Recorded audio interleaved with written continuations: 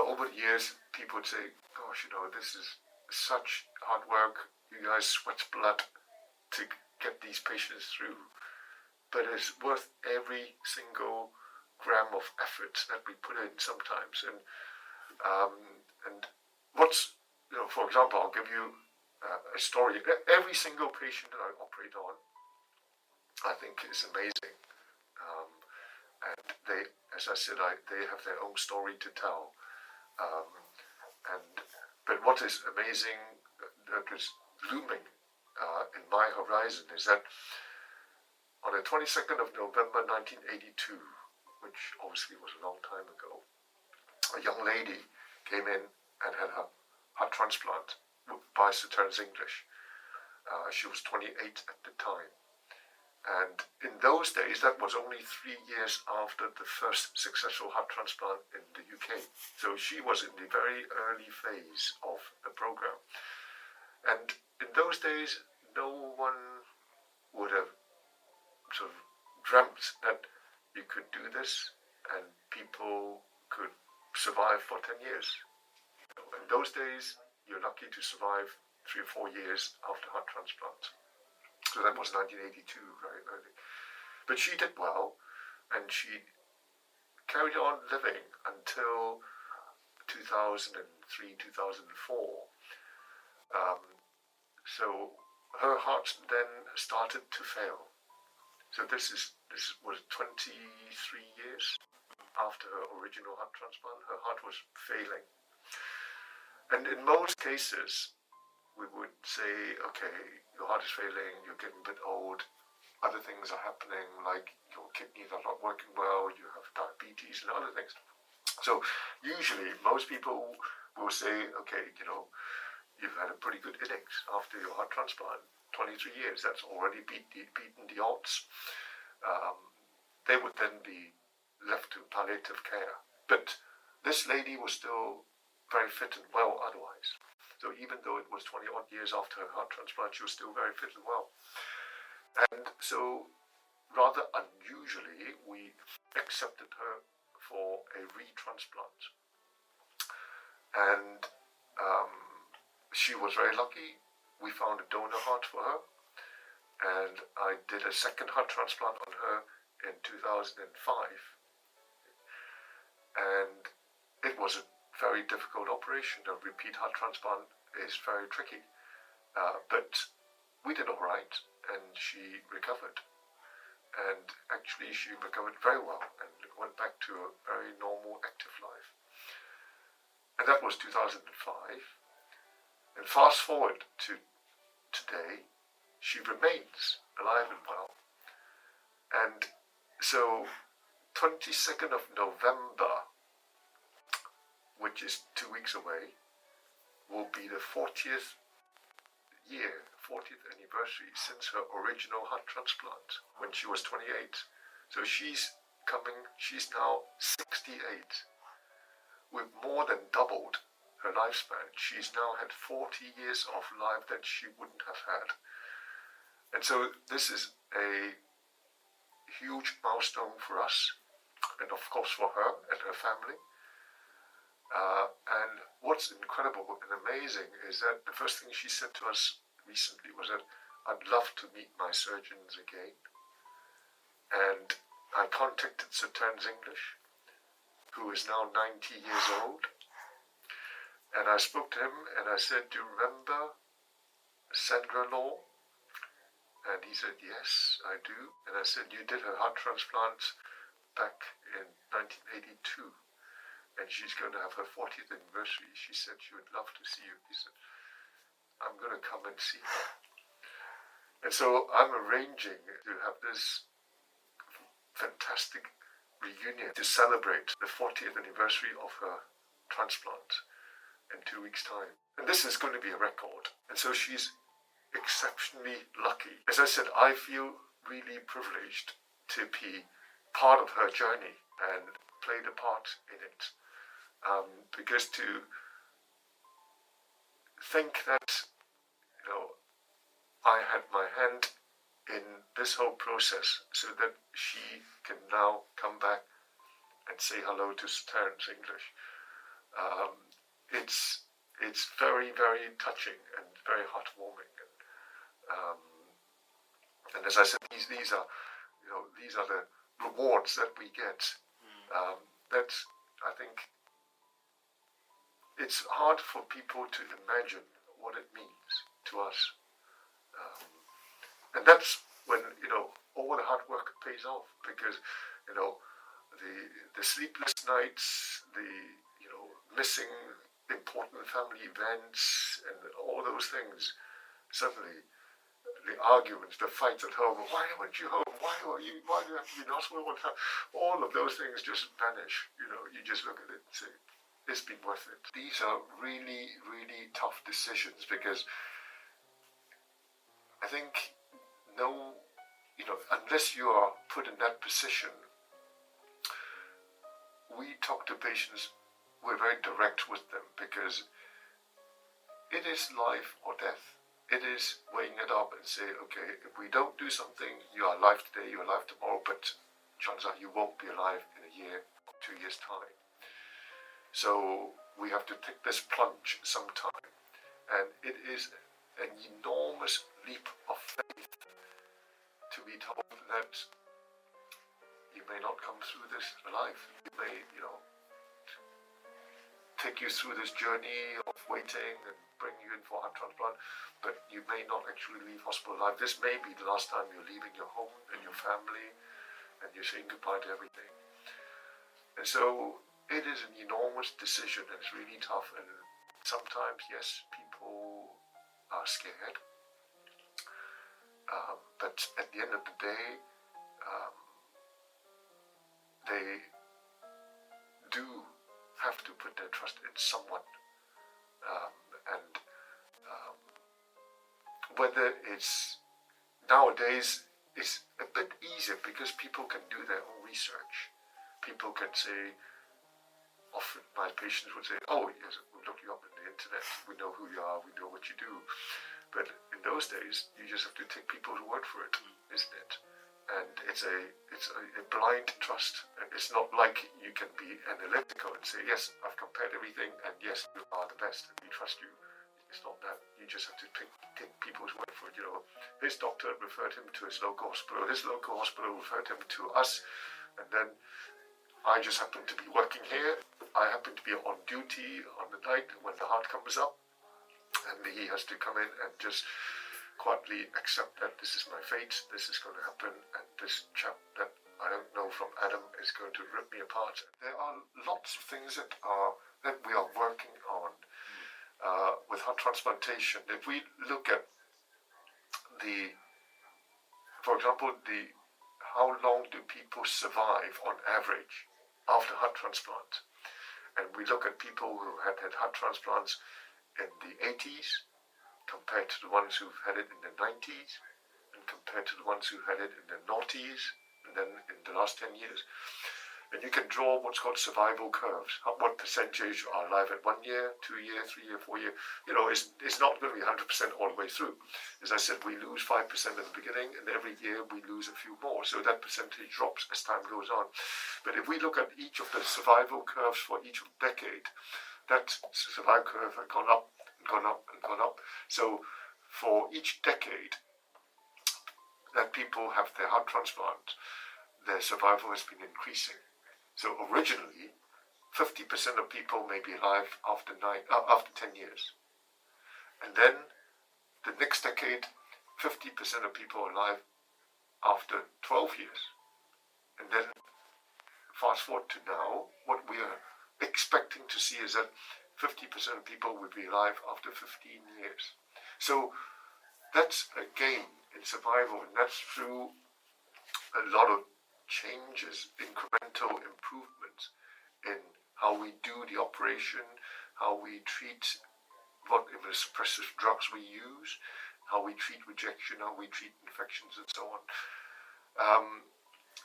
But the Achilles heel of transplantation is shortage of organs.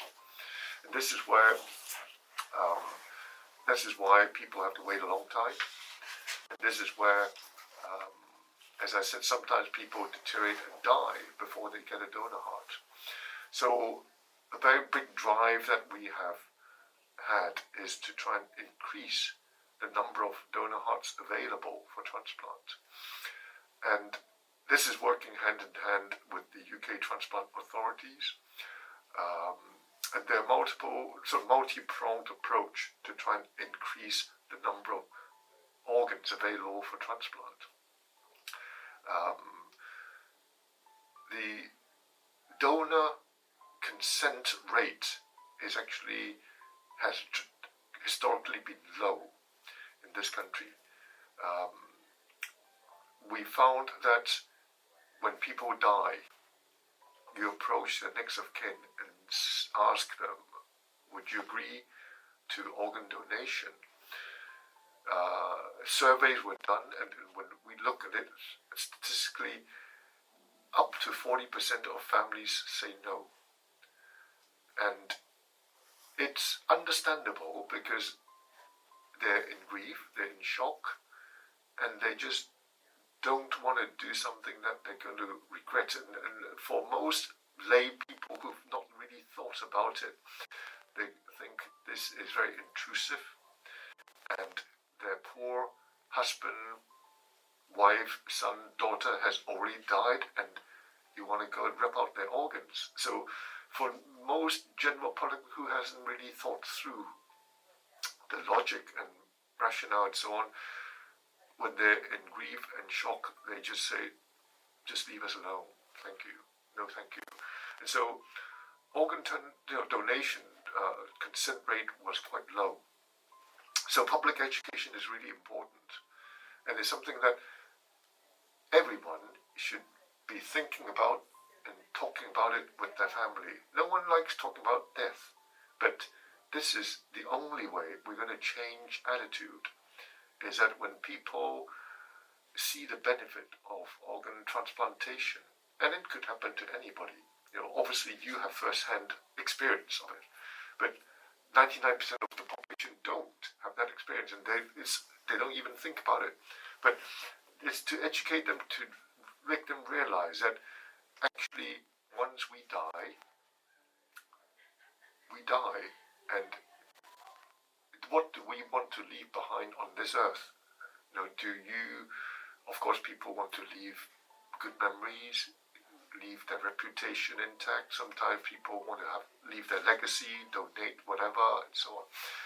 And I often say to people that, tell me, what are your most treasured belongings?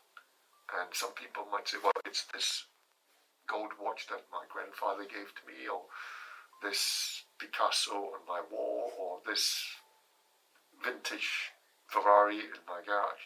So I said, okay, fine, those three are your three most treasured belongings. What do you want to do with them when you die? Well, I want to donate that Picasso to the museum. I want my son to have this watch, and I go to whatever. So I say, okay, that's fine. What if I tell you, no, we're not going to do that. When you die, I'm just going to set these things on fire, or bury them, dig a hole and bury them in the ground. How would you feel about it? Well, that's criminal. How could you do that to my most treasured belongings?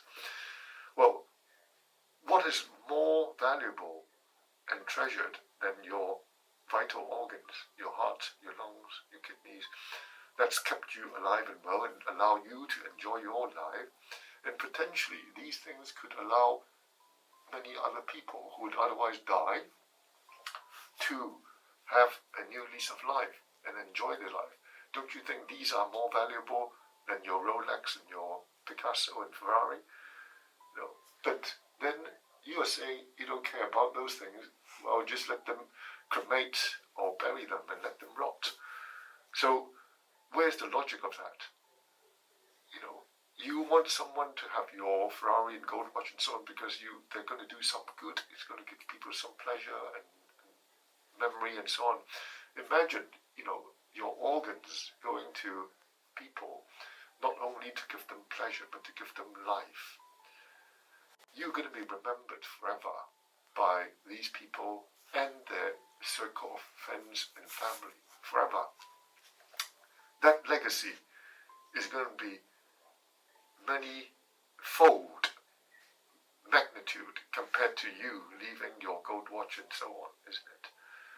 And these are the sort of conversations that people need to have in the cold light of day, and think it through. And if the penny drops and they realize that those organs are useless to them when they die, and they're just going to rot in the ground or get incinerated, then hopefully most people will see the value and logic of saying that I want to donate my organs when I die. I don't want to leave them to rot. And so if people have these active discussions with their family, and if that's what your mum and dad, your sister, brother, or whatever told you when they die, if they die and they become suitable organ donors, and someone come and approach you, you say, oh yes, I remember Johnny told me that's what he wanted, and we're going to respect that. So having public education to have these discussions and debates within family is really important. And so we've come a long way in the UK in increasing the consent rate for organ donation. And a few years ago there was a change in law which should help, although personally I think the British public in general can be quite rebellious if you impose something that they don't agree with. So I think simply changing the law isn't going to change the situation. It is persuading people to see the sense and value of it that's going to change behavior. I think the law, this facilitative, is not something that we can impose on people. But there are other things, medically speaking, that we can do to try and increase the number of organs that we use. For example, it's hard enough to get an organ, but donor hearts is so crucial. As I said, if we don't get it right, people die on the operating table. So we are very careful in assessing donor hearts, and currently we only use about 27% of hearts that are donated, because the other ones have been so injured that we worry that if we take them and transplant them, they're not going to work and the recipient will die. I don't want to double the number of heart transplants that we do, but lose half the recipients, obviously. So we need to work on how to support and nurse these injured hearts to make more of them work after we transplant, so that we can take weaker hearts and still transplant them successfully. So there's a lot of work that we're doing in those areas that to try and increase the number of heart transplants that we can do to benefit more people and to increase the survival after transplant, improve the outcomes. And so on. I see how well people do, and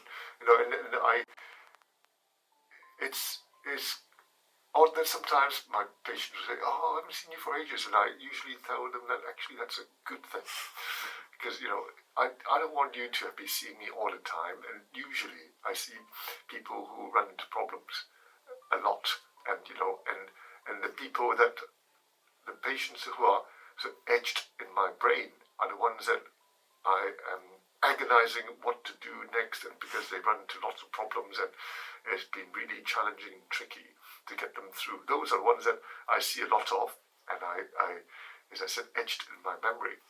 So if people don't see a lot of me, it's actually a good thing. They don't need my attention, which is good. But it's not like I want to hold people to